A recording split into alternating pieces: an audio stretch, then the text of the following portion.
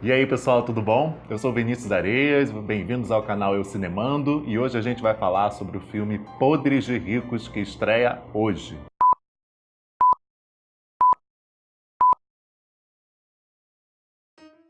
Então, pessoal, caso você viva aí dentro de uma caverna e você não está sabendo, o filme Podres de Ricos está dando o que falar. Ele virou meio que um fenômeno, assim, lá nos Estados Unidos. Aqui a gente acompanha uma história de uma nova-iorquina, professora universitária, que conhece um cara, príncipe encantado, se apaixona por ele, e eles vão para Singapura para uma comemoração em família, e ela descobre que o cara é podre de rico, por isso o nome do filme. O que é interessante no filme? Ele não tem nada demais, assim, revolucionário no que diz respeito ao gênero da comédia romântica, as coisas que a gente já está acostumado a ver, entendeu? Não revoluciona o formato, não tem um final surpreendente, ou inesperado ou nada do tipo. Mas é um filme surpreendente, sim, pela questão da representatividade, né? Por quê? Porque é um filme em que 90% dos atores são asiáticos ou têm descendência asiática. Hollywood, por exemplo, é notória por não saber representar direito certas etnias, né? Geralmente eles põem um ator branco para fazer. E geralmente era aquela desculpa que o ator, esse ator, essa atriz, o nome deles iam chamar mais público, né?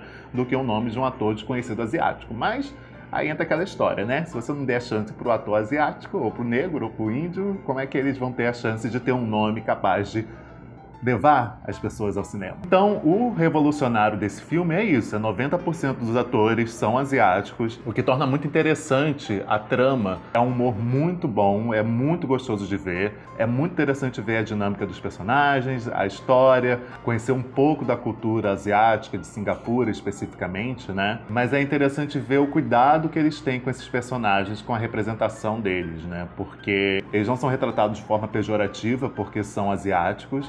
Quando é retratado de forma pejorativa e engraçada é porque eles são ricos e podres de ricos e são loucos por causa dessa grana que eles têm. Ou seja, essa história poderia se passar em qualquer lugar do mundo, inclusive se passou, né? Porque esse filme lembra muito aquele filme A Sogra com a Jennifer Lopez e a Jane Fonda, né? Que foi o retorno da Jane Fonda pro mercado cinematográfico e que deu certo, né? Que ela tá aí até hoje. Então é um humor muito cuidadoso, assim, eu não senti que ofende pessoas asiáticas. Mas, gente, isso sou eu, né? Um homem cis de pele clara falando, né? Se você que é asiático, se você quiser dizer aqui nos comentários o que você achou, se você achou ofensivo ou não, fica à vontade, vou adorar saber a sua opinião, tá?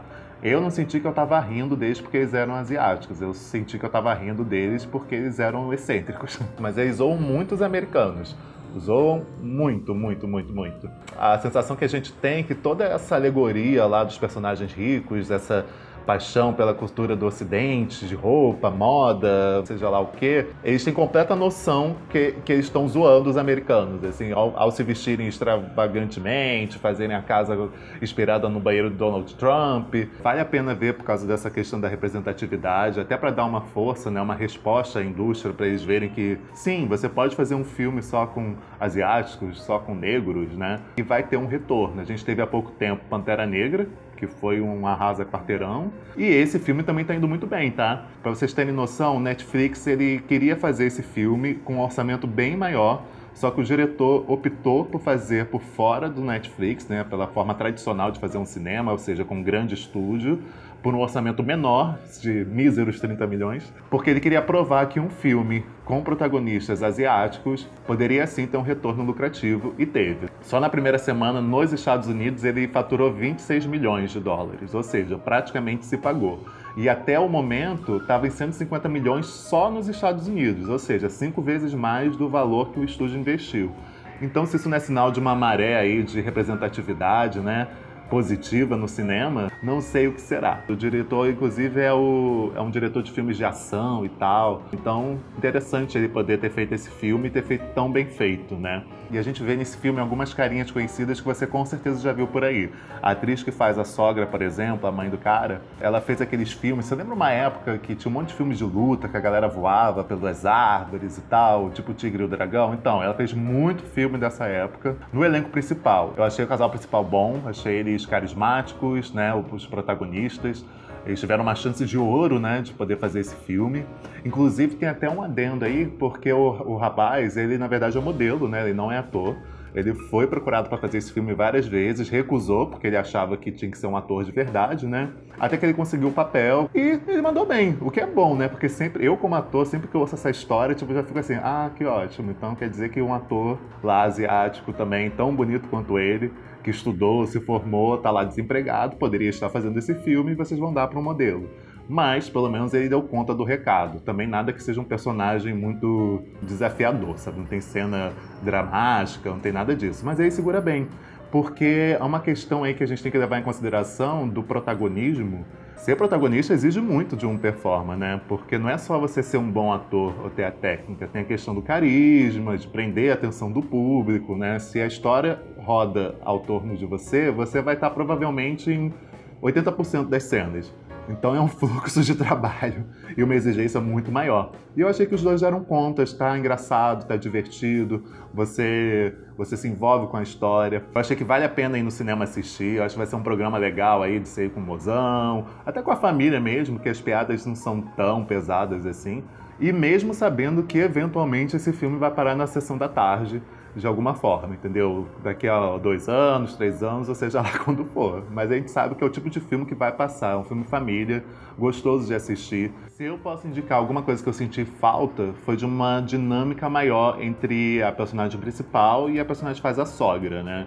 Eu acho que podia ter tido um pouco mais de interação ali, porque todo o conflito do filme gira em torno disso, né? Dela ser aceita pela família do marido, esse choque de culturas entre americanos, né? No caso representado pela atriz que é asiática, mas nasceu nos Estados Unidos e tal, e a cultura asiática mesmo, né? E eu achei poucas cenas, assim, de esse embate de sogra e nora. Quanto ao Oscar, eu fui assistir porque eu tava ouvindo muito falar sobre o burburinho do Oscar e tal. É possível que ele ganhe uma ou outra indicação, mas acho difícil ele ganhar algum prêmio, né? Porque o Oscar é um prêmio da indústria para a indústria norte-americana. Então sempre quando chega um filme assim, que envolve um pouco isso, de representatividade, e que teve um grande retorno financeiro, eles dão um jeito de espremer ali uma ou outra indicação, tá? O que eu ouvi de burburinho? A atriz que faz a amiga da protagonista, a loirinha, não acho que ela mereça ser indicada. É uma performance ótima, ela tá engraçada e tal, mas não sei, acho que se for um ano muito fraco de performances de atrizes coadjuvantes, é capaz dela entrar. Outra indicação possível, assim, mas bem espremendo, a indicação ao Oscar de melhor roteiro adaptado, né, porque ele é baseado num livro de mesmo nome, mas mesmo eu não tendo lido o livro, eu não achei uma boa adaptação. Por quê? Porque tem vários personagens que são apresentados e apresenta-se uma certa narrativa para eles que não faz diferença nenhuma no filme. E eu tenho certeza que no livro eles tiveram uma curva dramática, uma história, sabe? Uma narrativa bem mais amarradinha e fechada. Então, acho difícil ser indicado ao Oscar de melhor roteiro adaptado também. O que eu achei que poderia render, assim, uma indicação são os figurinos. Né? Os figurinos são lindos, assim, as mulheres asiáticas são lindas, estão lindas, impecáveis, assim, você vê o luxo, né, da moda asiática ali. Então tá aí talvez uma possível indicação do Oscar. Mas tudo depende muito da safra de cada ano, né, gente? Vamos ver como é que estão aí esses filmes e tal. No demais, acho que vale a pena o programa, acho que vocês vão gostar de ver. Eu achei muito engraçado, vale a pena dar um apoio para produções que estão quebrando aí esse paradigma de que minorias raciais não levam pessoas ao cinema. O elenco inteiro tá ótimo, tá muito divertido. Enfim, esse é o Eu Cinemando, obrigado pela participação.